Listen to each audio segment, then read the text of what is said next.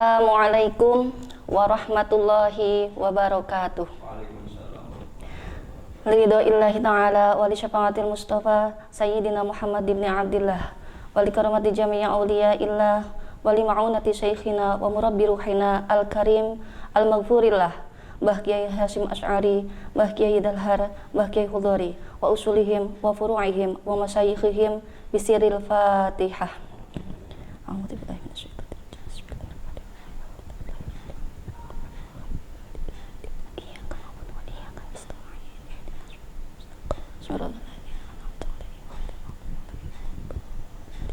Amin. Qala rabbi shrahli sadri wa yassirli amri wahlul 'uqdatam min lisani yafqahu qawli. Bismillahirrahmanirrahim. Qala al-musannifu rahimahullahu ta'ala wa nafa'ana bihi wa bi'ulumihi fid dharaini amin. Alhamdulillahilladzi anzalal furqan ala 'abdihi fihi yas'alunaka 'anil mahid qul huwa adza.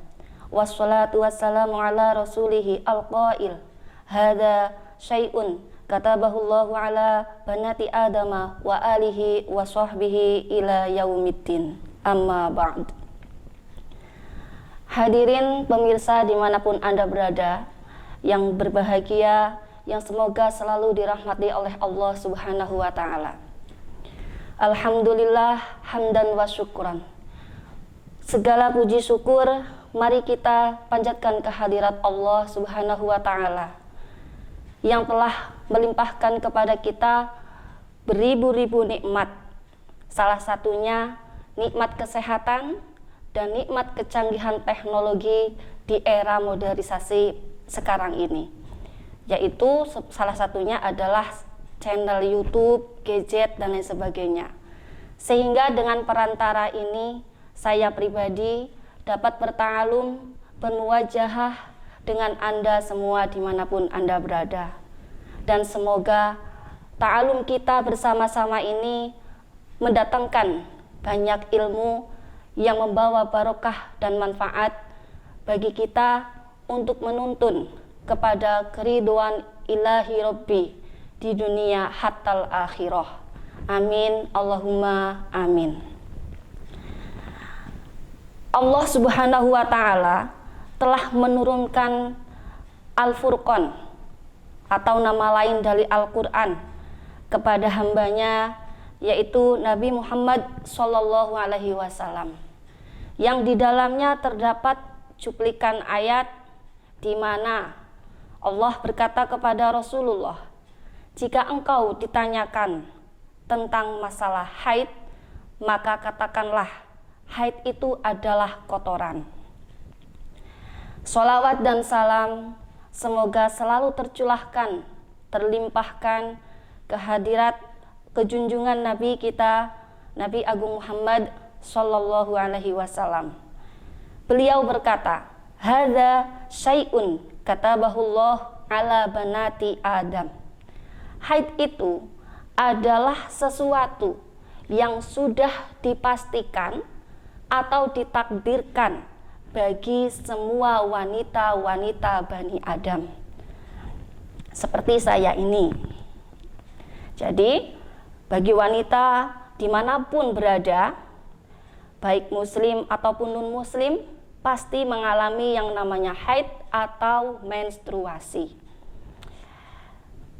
Hadirin sekalian, sebelum kita memasuki pada materi pembahasan Risalatul Mahid atau catatan-catatan tentang haid, terlebih dahulu saya hendak memperkenalkan diri. Nama saya adalah Siti Khotimatul Mahmudah, biasa dipanggil Mbak Khotim. Latar pendidikan saya pernah menempuh pendidikan di pondok pesantren, pertama di Miftahul Huda Cigaru Majenang selama 2 tahun, kemudian dilanjutkan di Ponpes atau Pondok Pesantren Salaf API, Asrama Perguruan Islam Tarbiyatun Nisa, Tegalrejo, Magelang, di bawah asuhan Bapak Kiai Haji Mudrik Khudhori beserta Ibu Nyai Nafisatul Khoridah. Di sanalah saya bersama dengan santri-santri lainnya menimba ilmu. Salah satunya adalah ilmu tentang haid yang langsung dijelaskan oleh beliau Al-Mukarramah Ibu Nyai Nafisatul Khoridah. Semoga kepada beliau Ibu Nyai Nafisatul Khoridah selalu mendapatkan limpahan kesehatan, rezeki, barokah ilmu manfaat, sehingga akan meluas kepada santri-santrinya. Amin ya rabbal alamin. Dan sebelumnya apabila nanti dalam saya menerangkan tentang haid ini banyak kekurangan ataupun kekhilafan, saya mohon maaf yang sebesar-besarnya. Dan saya sangat-sangat terbuka untuk menerima kritik ataupun saran dari siapapun untuk lebih mendapatkan ilmu yang bermanfaat tentunya. Baiklah, kita masuk kepada materi penjelasan tentang haid. Sebelum kita mendalami haid, tentunya kita harus tahu apa sih hukumnya mempelajari tentang haid. Sementara tidak sedikit atau bahkan masih sangat banyak muslimat atau wanita-wanita muslim yang belum memahami atau bahkan tidak peduli dengan ilmu tentang haid. Maka dari itu, saya ingin membagikan sedikit atau dasar pokok dari hukum mempelajari tentang haid. Kalau kita ingin beridentitaskan diri sebagai muslim, tentunya kita harus melakukan rukun-rukunnya. Rukun-rukun Islam diantaranya adalah syahadat, sholat, zakat, puasa, naik haji. Ya, sholat. Sholat adalah salah satu rukun Islam atau kewajiban fardu ain bagi setiap muslim. Dalam sholat, banyak hukum-hukum yang berkaitan erat. Ada syarat wajib sholat, ada syarat sahnya sholat, sampai pada rukun sholat dan lain-lainnya. Itu sebatas ilmu syariat saja. Tentang syarat sahnya sholat, salah satu dari syarat agar sholat yang kita kerjakan itu sah harus dikerjakan dalam keadaan suci. Suci baik dari hadas kecil maupun dari hadas besar. Salah satu dari hadas besar itu adalah haid atau menstruasi. Sehingga ketika seorang wanita sedang mengalami masa haid atau menstruasi, sholat yang dia kerjakan tidak sah, bahkan haram hukumnya. Karena berkaitan erat itulah, sehingga haid pun harus kita pelajari secara mendetail, tidak setengah-setengah kepahamannya.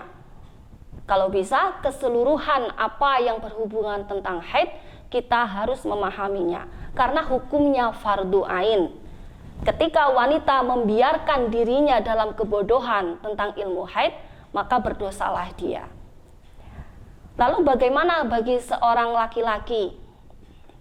Sama saja, karena laki-laki adalah imam bagi wanita, maka laki-laki pun di pondok pesantren mereka belajar tentang ilmu haid. Perlunya apa? Nanti ketika dia berumah tangga, istrinya tidak memahami tentang haid, maka kewajiban baginya untuk menerangkannya. Kalau seandainya kepahaman dia terbatas, ya maklum saja karena laki-laki kan tidak haid. Tentunya sepintar-pintarnya laki-laki tetap pintar wanita, karena wanitalah yang melalui atau mengalami haid itu sendiri. Maka wajib bagi laki-laki atau suaminya untuk menyuruh istrinya belajar kepada kiai atau guru ngaji khusus tentang ilmu haid. Kalau Anda masih kurang yakin haid itu hukumnya fardu ain, dalam kaidah fikih dikatakan segala sesuatu yang menjadi perantara berdirinya wajib, maka hukumnya ikut wajib. Dan segala sesuatu yang menjadi perantara berdirinya fardu, maka hukumnya ikut fardu. Jadi sudah yakin kan? Sudah fix kalau belajar ilmu haid itu hukumnya fardu ain.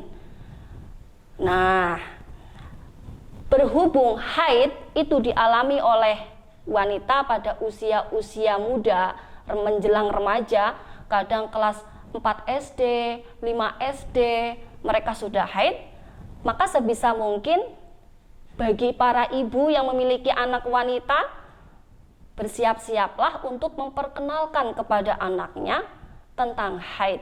Dan jangan lupa mencatat tanggal lahirnya, supaya ketika dia pertama kali mengeluarkan darah, Anda bisa meyakinkan diri kalau itu haid atau bukan. Demikian sekilas dasar atau hukum mempelajari haid. Semoga bisa menjadi motivasi bagi kita semua untuk mau memahami ilmu tentang haid.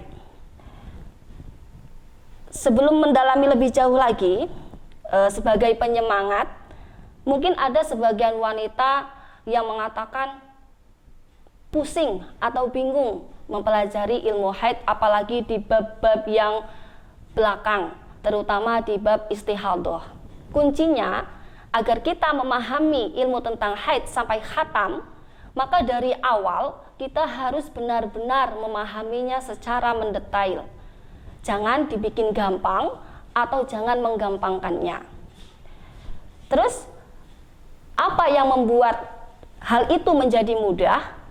Tentunya kita harus membandingkan dengan kebiasaan wanita pada umumnya dalam mengalami haid atau menstruasi, khususnya yang dialami oleh dia sendiri.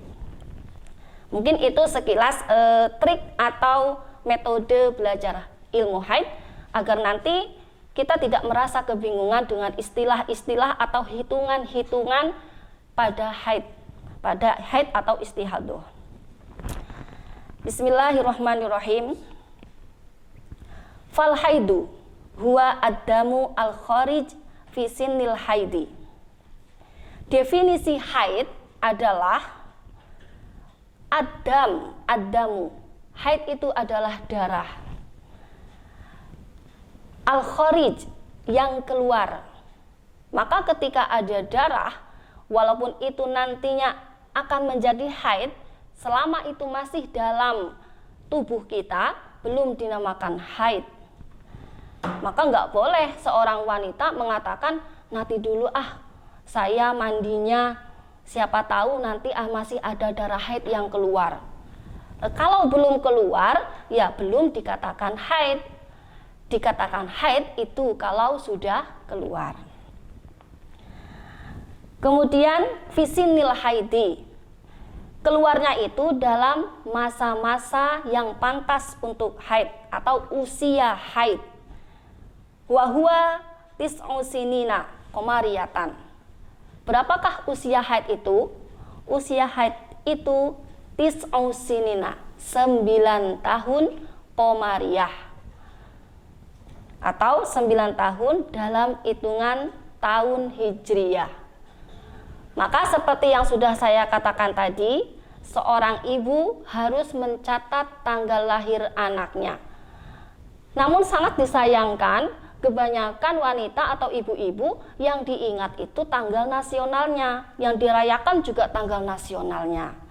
Maka khusus bagi kita kaum muslimah, tolong catat tanggal hijriyah atau bulan Jawa, kalau orang Jawa bilang. Karena itu yang menjadi tolok ukur usia wanita mengalami haid.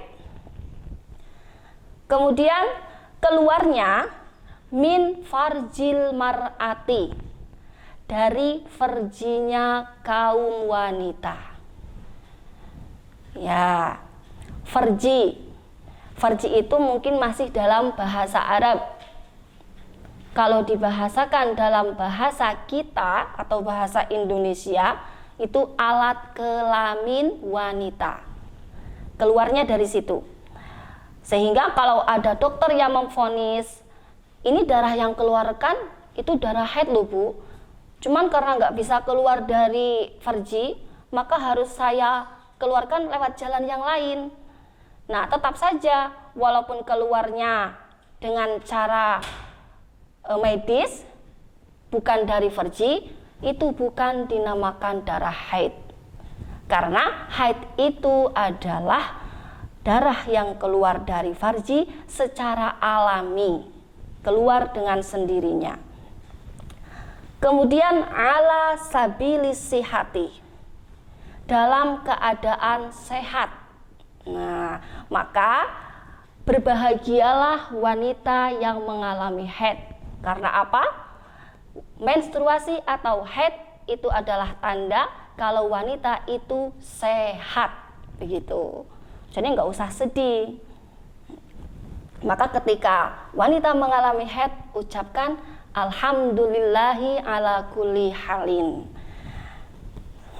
sebagai wujud rasa syukur kita kepada Allah kalau kita mengalami haid. Jadi bisa kita simpulkan, syarat darah dikatakan darah haid adalah keluar pada usianya haid dari farjinya kaum wanita dan dalam keadaan sehat. Minimal usianya adalah 9 tahun komariah. Selanjutnya,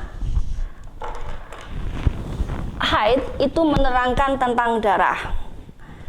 Sebelum kita memasuki tentang materi atau hitungan-hitungan dalam haid, kita harus mengetahui dahulu warna-warnanya darah.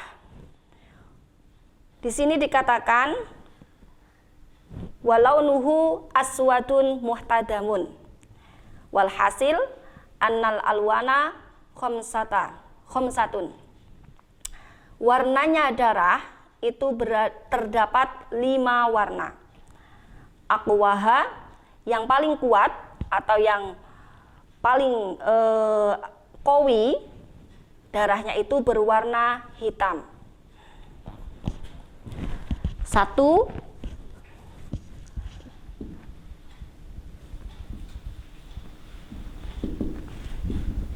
berwarna hitam. Hitam di sini tidak hitam seperti warna spidol ini. Kita bisa mengalami atau kita bisa menengok ketika kita mengalami menstruasi. Hitam di sini artinya darahnya memang benar-benar merah gelap, merah sangat gelap, merah tua. Mungkin mendekati seperti warna hati.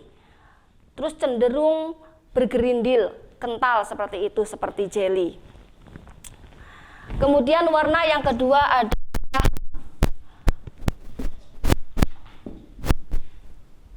akhmarun atau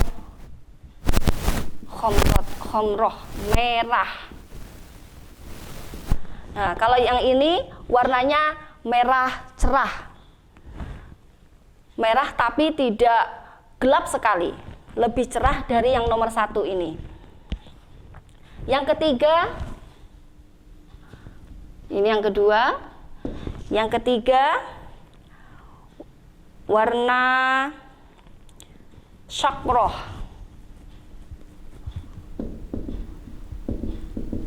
merah kekuningan.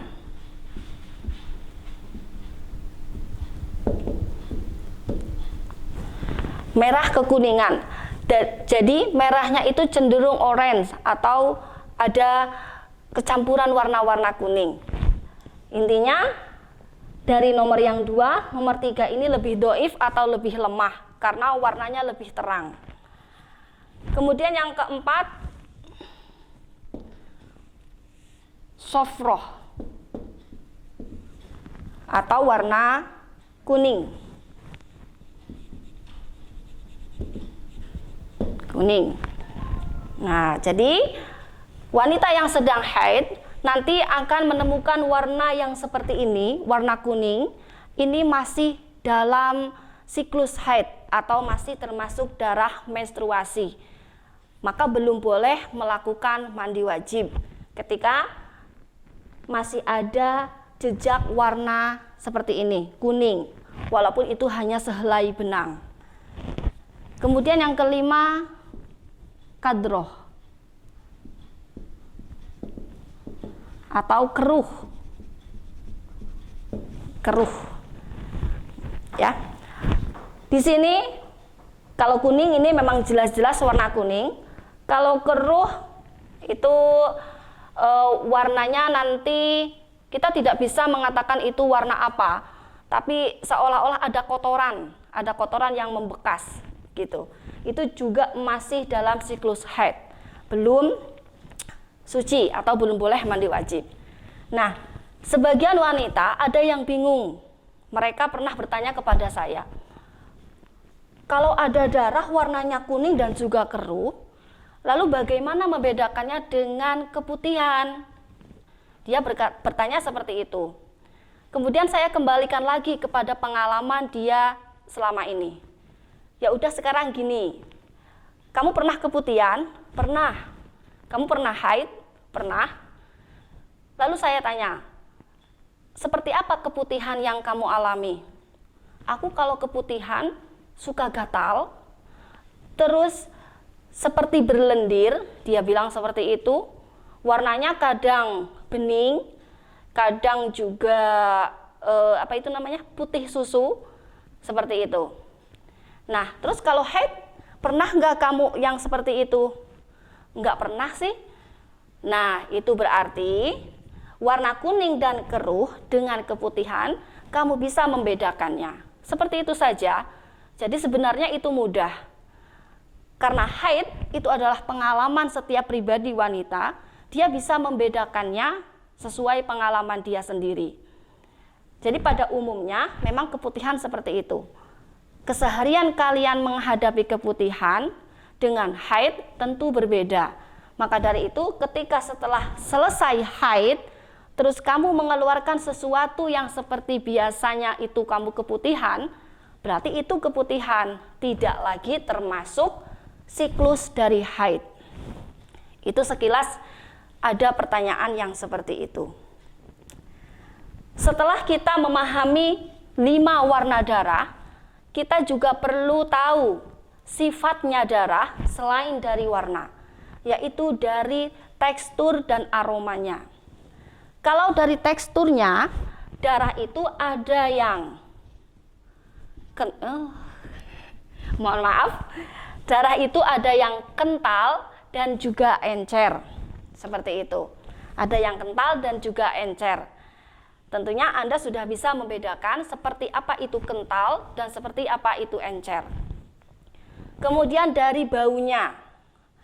Ada darah yang baunya busuk atau orang Jawa bilang itu bacin karena memang benar-benar menyengat, tapi tentunya tercium ketika kita berganti pakaian atau kita sedang di toilet. Kalau sehari-hari seperti ini ya nggak kecium walaupun itu baunya menyengat. Atau yang tidak berbau sama sekali. Jadi kesimpulannya, warna darah ada 5, hitam, merah, merah kekuningan, kuning, dan keruh. Kemudian sifat dari teksturnya ada yang kental dan juga encer. Kalau dari aroma, ada yang beraroma busuk, ada yang tidak beraroma. Nah, pentingkah hal ini? Ini penting. Karena pada nanti bab-bab berikutnya ini sangat berguna dan bermanfaat untuk menentukan siklus haid. Seperti itu. Apa fungsinya? Dalam warna dan sifatnya darah, ini menyebabkan ada 2 pembagian darah, yaitu darah qawi dan darah dhaif. Qawi itu artinya kuat, kalau dhaif itu artinya lemah. Semakin gelap warna darah, itu lebih qawi. Semakin kental teksturnya, juga qawi. Dan semakin menyengat aromanya itu juga qawi. Sedangkan yang tidak begitu gelap atau semakin cerah dhaif, yang encer juga dhaif, dan yang tidak beraroma itu juga lebih dhaif.